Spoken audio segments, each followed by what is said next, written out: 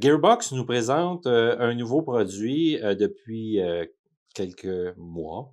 Ils nous ont présenté la GX2. Contrairement à tout ce qui s'est fait chez Gearbox dans le passé, Gearbox a toujours été reconnu pour ses améliorations au niveau du pickleball. Ils ont fait beaucoup de recherche et développement pour les internes, les externes. Ils travaillent énormément sur la façon de fabriquer les raquettes. Ils nous ont présenté en tout début les GX2 allongées et un petit peu après la Integra. Ce sont deux raquettes, la allongée fermant une raquette longue, la Integra un petit peu plus courte. On a vraiment une belle force de frappe avec cette raquette-là. Ce qui donne cette belle force de frappe, c'est son cœur interne. Donc, le cœur à l'intérieur n'est pas construit en polyéthylène, en plastique finalement.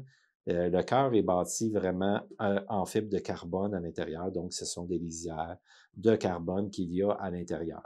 Ce que ça lui donne, c'est que ça réagit un peu moins avec les éléments. Donc, vraiment, la chaleur, bon, on s'entend qu'avec un polyéthylène à l'intérieur, plus il fait chaud, plus le plastique devient un peu plus mou. La raquette change un peu de qualité à l'intérieur. Ce qu'il n'y a pas chez Gearbox. Chez Gearbox, on vraiment vu que c'est du carbone. Le carbone est peu affecté par la chaleur et le froid. On a une surface qui est en 3D, donc un 3K. On a une belle surface bien agrippante qui donne des coups vraiment bien précis. Ça donne vraiment des beaux retours. C'est un petit peu plus puissant que des raquettes. C'est pas une raquette d'absorption, c'est vraiment une raquette un petit peu plus puissante, mais elle pardonne énormément. Elle est vraiment le fun à travailler. Le manche, on a un manche de 5,5 si je me trompe pas. Oui, exactement, c'est ça, c'est 5,5 de mémoire. Et une grippe, on a la circonférence de la raquette du manche qui est de 4. On a une raquette qui est en 16 mm d'épaisseur. Ce qui a été beaucoup reproché par le passé chez Gearbox, c'était vraiment l'épaisseur des raquettes. On en avait des 11 mm, mais les internes de ces raquettes-là étaient très bien fabriqués.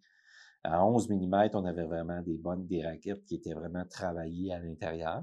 Fait que pour la GX2, on a vraiment été chercher les trois composés, donc les pots extérieurs, les deux pots extérieurs et le cœur interne qui est vraiment carbone. Et on vient appliquer un edgeguard tout le tour, une protection de la raquette. On a les deux modèles. Ici, on a la modèle allongée et l'Integra. On a une petite différence au niveau de longueur, mais très, très, très minime, mais pratiquement pas là. Mais ça fait que les raquettes sont un petit peu différentes au niveau des poids de balancement.